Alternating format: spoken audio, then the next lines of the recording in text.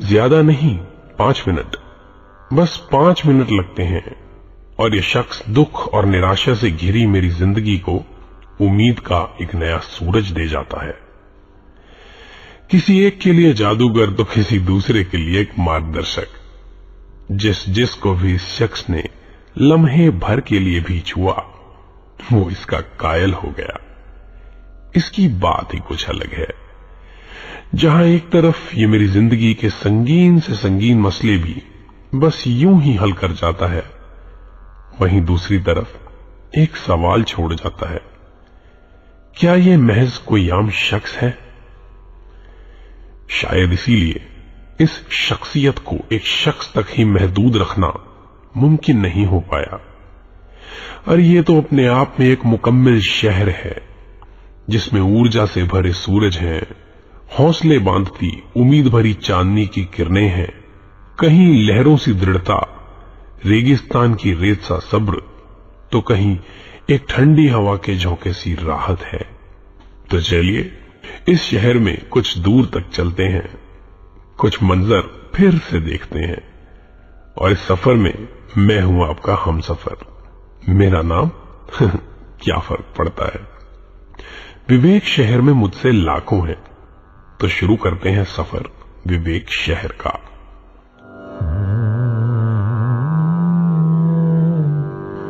विवेक शहर, कहानी विवेक शौक की।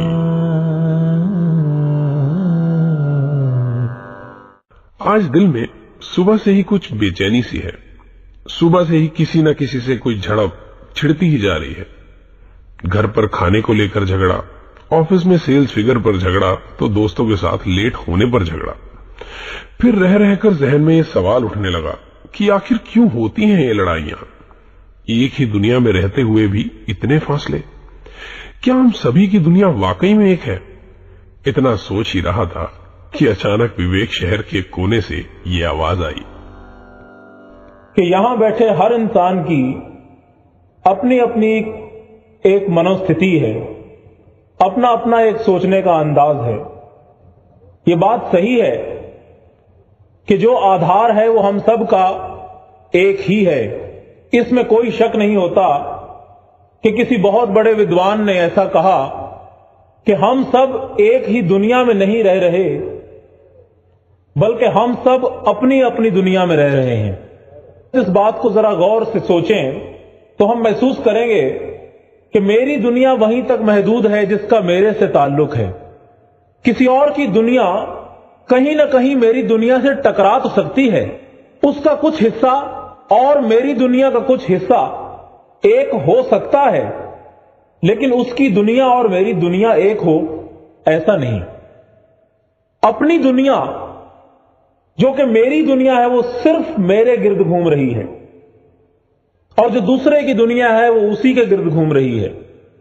कुछ इस तरह का ढांचा है हम सब की अलग अलग दुनियाओं का। ये एक ऐसा भ्रम है जिसे उस वक्त सतगुरु स्वयं आके निकालते हैं जब इंसान एक जिज्ञासु बन के इनसे मांग करता है कि हे सतगुरु दीनदयाल, मेरे दिल से इस भ्रम को निकालो, मुझे इस सच्चाई का ज्ञान दो। और इसका उदाहरण दास को जो इस समय दिमाग में आ रहा है वो सिर्फ इतना है कि छोटे छोटे जब हुआ करते थे, शाम को खेलने निकलते थे, कुछ सांझ ढल जाती थी, रात पड़ जाती थी और चांद निकल आता था। 4, 5, 6, 7 दोस्त इकट्ठा खेल रहे हैं और उनमें से एक लड़का भागता है और भागते भागते वो चांद की तरफ देख रहा है और उसे एहसास होता है कि चांद मेरे साथ भाग रहा है। अचानक दूसरा लड़का दूसरी दिशा में भागता है और उसे लगता है कि चांद शायद मेरे साथ भाग रहा है। वो जितनी अलग अलग दिशाओं में मर्जी भागते रहें और जितने भी वो लड़के हों, सभी को ऐसा एहसास होगा कि शायद चांद सिर्फ मेरे साथ भाग रहा है, जबकि चांद के भागने की जो दिशा है वो बिल्कुल अलग है और एक ही है। कुछ ऐसे भ्रम हम सब ने अपने अपने दिलों में पाल रखे हैं। जब अपनी तरफ इस रोशनी में देखा तो सिर्फ इतना पाया कि मैं तो अपने आप को मुकम्मल समझ के यहां आया हूं, मैं तो अपने आप को भरपूर समझ के यहां बैठा हूं, और शायद यह वजह है कि मुझे सभी की त्रुटियां नजर आती हैं, सभी की गलतियां नजर आती हैं। ये इंसान का मन है जो इंसान को ऐसा धोखा देता है, और इंसान इस बात से अनभिज्ञ दरअसल मैं हूं क्या, कि दरअसल मेरी औकात क्या है। विवेक शहर, कहानी विवेक शौक की। बात उस शाम की है जब विवेक शहर में बहुत बारिश हो रही थी। मैं बस स्टैंड पर खड़ा था और उसी की आड़ में कुछ कॉलेज के स्टूडेंट्स भी खड़े थे। उनके एक हाथ में चाय और दूसरे में गर्मा गर्म समोसे। समोसे की महक से खिंचकर जब मैं उनके थोड़ा और करीब गया तो उनमें से एक स्टूडेंट कह रहा था, I don't believe in God and all this mythology man. धर्म कर्म जो इतने 1000 साल पहले बीत गया वो किसने देखा है। आज की बात करो, प्रेजेंट कॉन्टेक्स्ट की बात करो। तो विवेक शहर भला कहां खामोश रहने वाला था। तो विवेक शहर के जहन से एक ऐसा जवाब सुनने को मिला। आज मॉडर्न जमाना है, लोग धार्मिक बातें पसंद नहीं करते।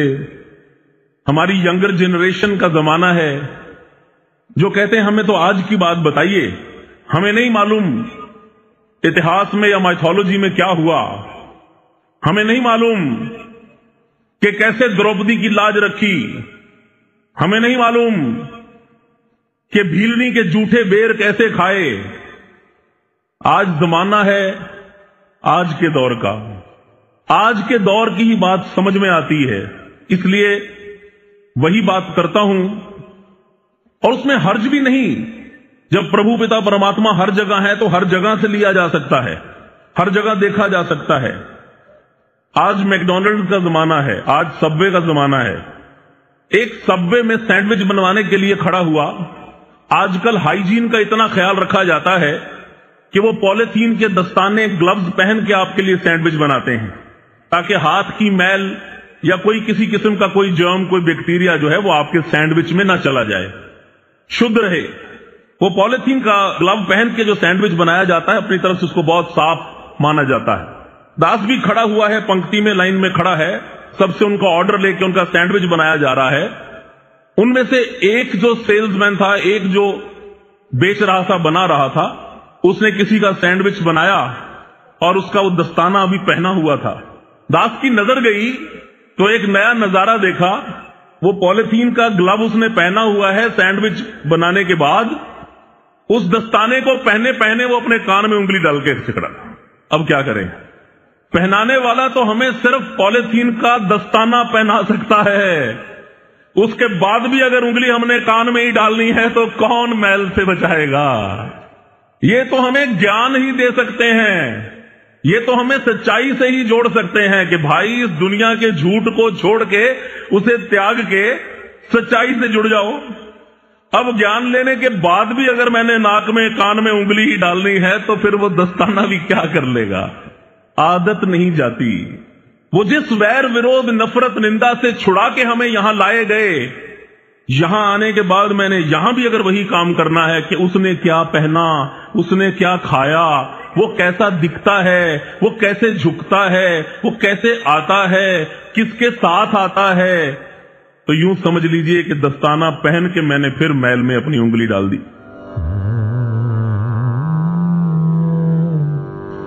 विवेक शहर, कहानी विवेक शौक की।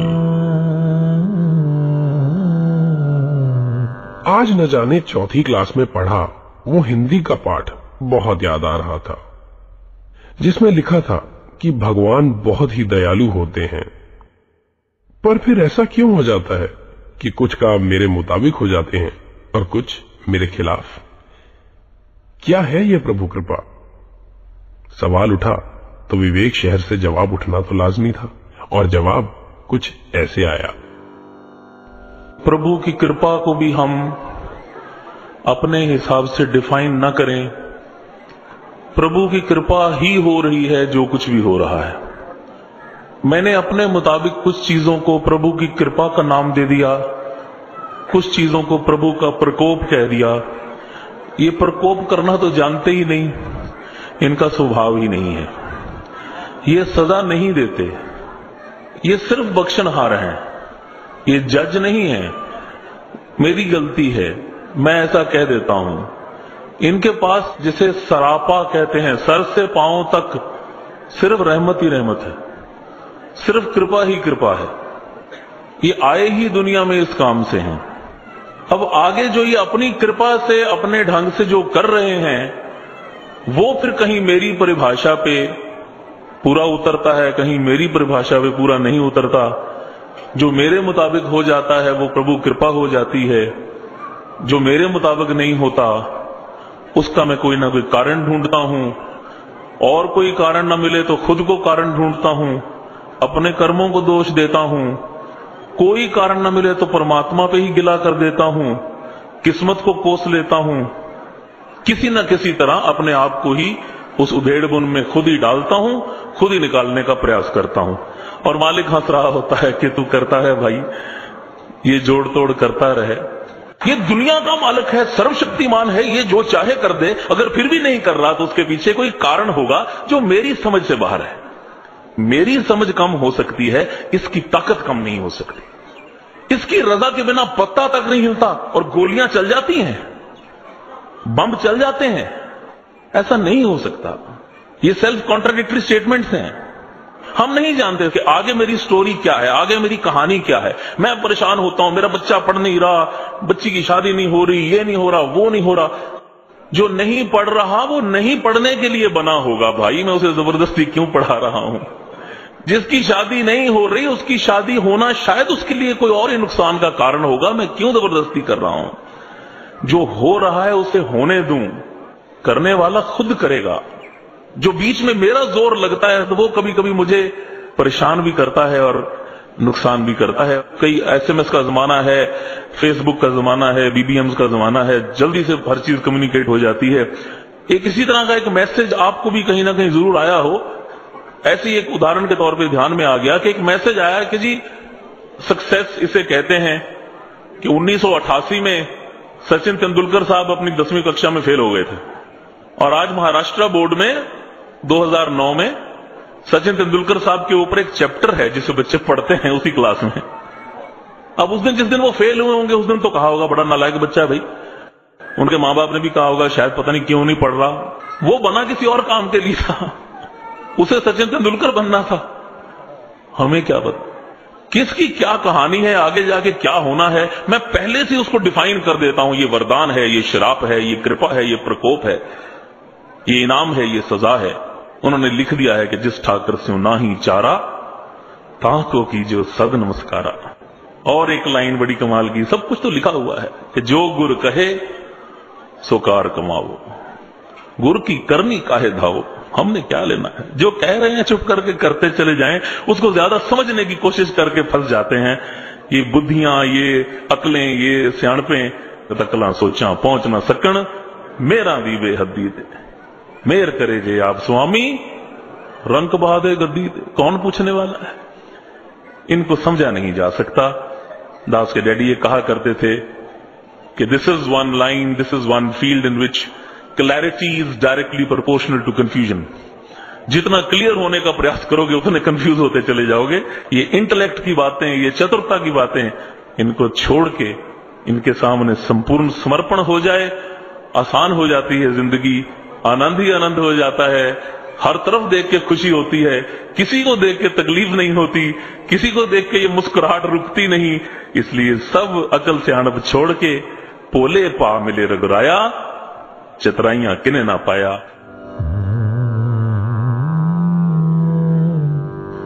विवेक शहर, कहानी विवेक शौक की।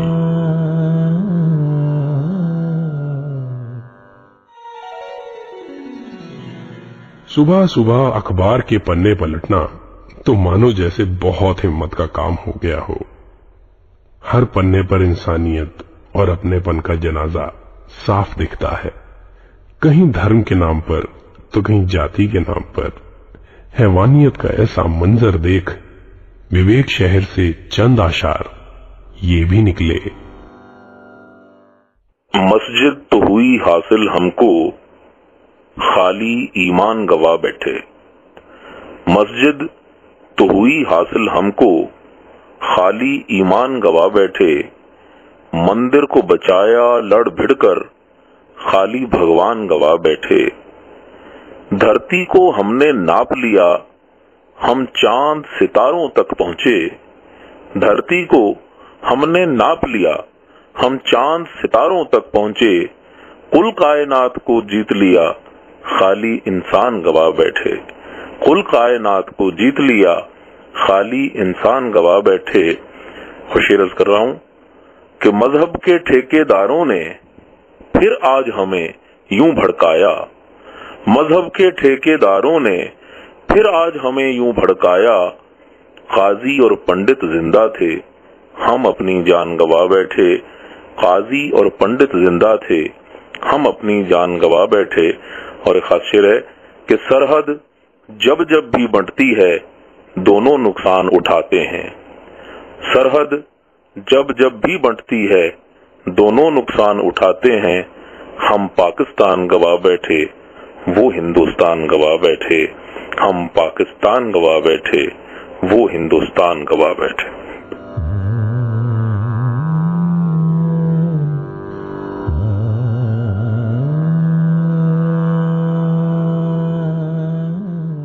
उस दिन अपने पड़ोसी की मां को मैं डॉक्टर के पास ले गया। लगभग 1 घंटा इंतजार करने के बाद नंबर आया तो डॉक्टर साहब ने अपना एक रेगुलर चेकअप प्रोसीजर शुरू कर दिया। चेकअप के बाद डॉक्टर साहब ने मां जी को मुस्कुराकर देखा और कहा, डरने की बात नहीं है, कुछ दवाइयां लिख रहा हूं, इन्हें ले लेना और हां, खुश रहा कीजिए। खुश? एकाएक ये शब्द दिमाग में फंस कर रह गया। दिल तो बहुत किया कि पूछ लूं कि डॉक्टर साहब खुश रहूं तो रहूं कैसे। खैर डॉक्टर से तो नहीं पूछ पाया, पर विवेक शहर से यह सवाल छुपा भी नहीं पाया और उसने कुछ ऐसा फरमाया।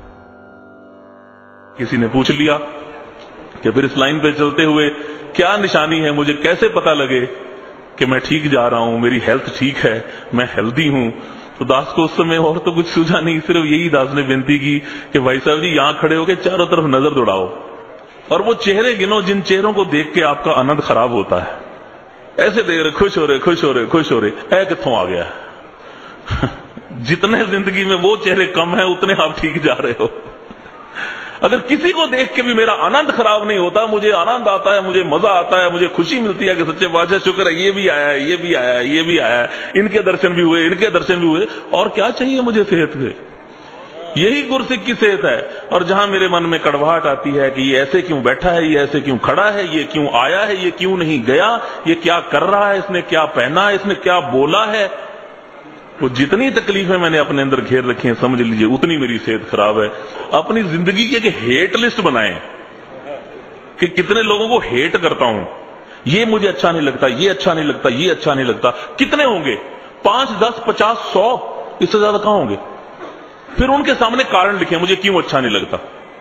ये मेरे पैसे ले गया, ये मेरे से ठीक तरह बात नहीं करता, मैं संगत में जाता हूं, ये मुझे टाइम नहीं देता। ऐसे ऐसे कारण मिलेंगे।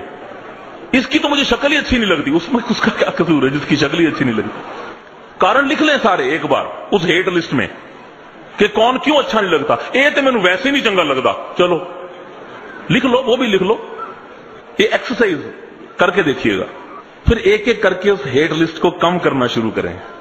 भाई पैसे ले गया, उसकी कोई मजबूरी होगी, बेचारा अंदर से बुरा आदमी नहीं है, छोड़ो काट दो। गाली दे गया, पता नहीं उस वक्त उसका ब्लड प्रेशर हाई होगा, छोड़ो चलो माफ कर दो। महापुरुषों ने संगत में टाइम नहीं दिया, मैं संगत सुनने जाता हूं कि बोलने जाता हूं, महापुरुषों की भी मजबूरियां होंगी, नहीं नहीं ये भी काटो। इसकी शक्ल ही अच्छी नहीं लगती तो शक्ल उसकी थोड़ी है भाई, उसको जैसी दी गई है वैसी है। एक एक करके उस हेट लिस्ट को कम करें तो जितनी जितनी कम होगी वो रिक्त स्थान सिर्फ और सिर्फ आनंद से भरेगा, सिर्फ और सिर्फ खुशियों से भरेगा, सिर्फ और सिर्फ रहमतों से भरेगा। जिस दिन मेरी हेट लिस्ट खत्म हो जाती है भरपूर आनंद हो जाता है। फिर मैं दुनिया में राजा हूं, फिर मैं बादशाह हूं, फिर मुझे क्या लेना देना जब मुझे कोई जिंदगी में डिस्टर्ब ही नहीं कर सकता, किसी की प्रेजेंस मुझे डिस्टर्ब नहीं कर सकती।